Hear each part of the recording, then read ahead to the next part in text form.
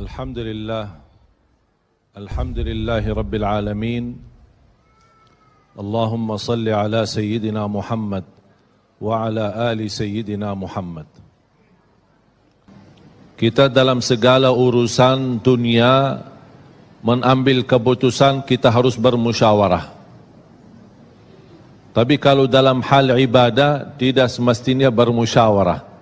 Artinya kalau kita mau laksanakan kewajiban kita, masa kita bermusyawarah dulu?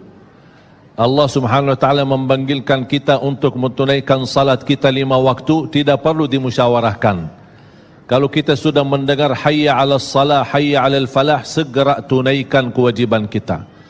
Kalau kita perhatikan dalam Al-Quran, banyak ayat-ayat yang Allah Subhanahu wa taala ikatkan salat dengan zakat, atau bahasa lain salat dengan infak, sebagaimana firman Allah Subhanahu wa taala di suratul Baqarah, dan saya yakin semuanya hafal.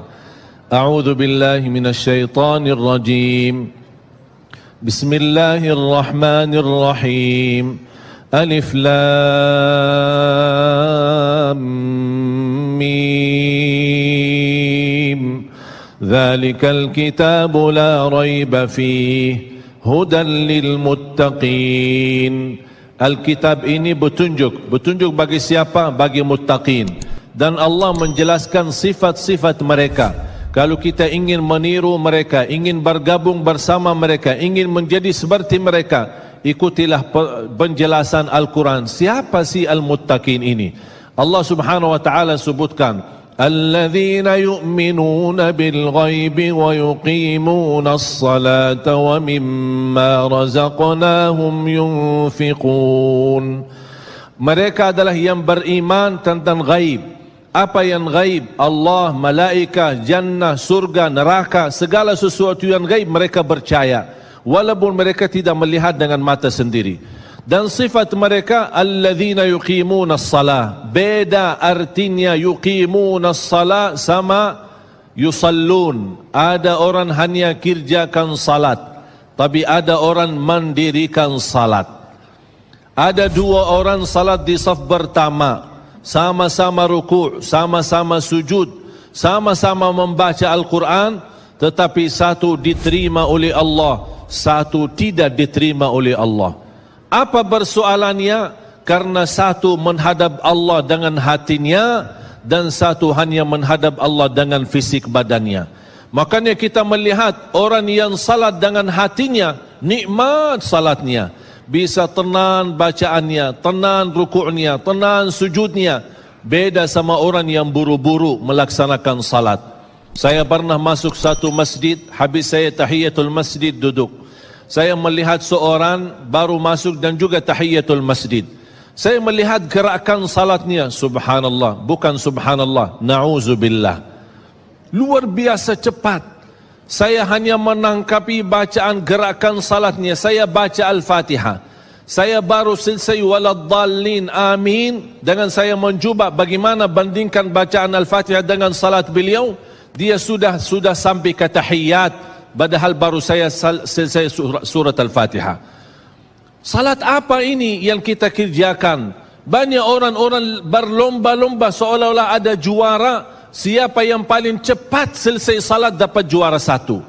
Inilah yang terjadi dalam keadaan kita. Makanya kita merasa tidak nikmat salat kita.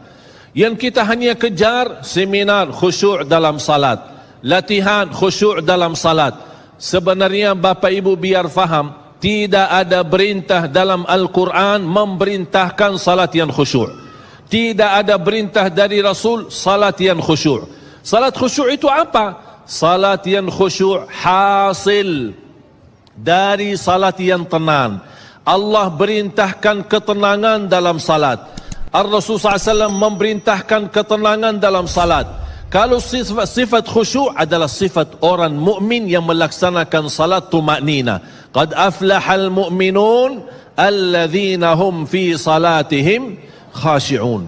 Ketika ada seorang datang ke masjid di zaman Rasulullah sallallahu alaihi wasallam, masuk masjid tahiyatul masjid, selesai salat dia datang kepada Rasul mau salaman, Rasul tidak menjawab. Bahkan Rasul berkata, salli fa innaka lam tusalli salatlah karena kamu belum salat. Dia pergi ke depan, salat lagi, selesai balik lagi bertemu Rasul. Mau salaman, Rasulullah SAW tidak menjawab. Salli fa innaka lam tusalli, salat dulu karena kamu belum salat. Sampai 3 kali dikasih tahu oleh Rasulullah SAW.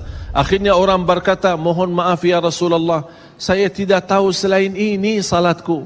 Gimana? Kata Rasulullah SAW, fa idza qumta faqum mutma'inna. Kalau berdiri, berdiri tenang, tumaknina. Tumaknina salah satu rukun di dalam salat. Tidak sah salat seorang tanpa Al-Fatihah, betul? Sama tidak sah salat seorang tanpa tumaknina. Baca tenang, rukuk yang tenang, sujud yang tenang, wallahi akan terasa nikmat. Dari hasil ketenangan dan upaya dan ikhtiar kita akan muncullah rasa khusyuk. Karena khusyuk bukan sesuatu yang datang dari luar, tapi khusyuk sudah ada di dalam hati.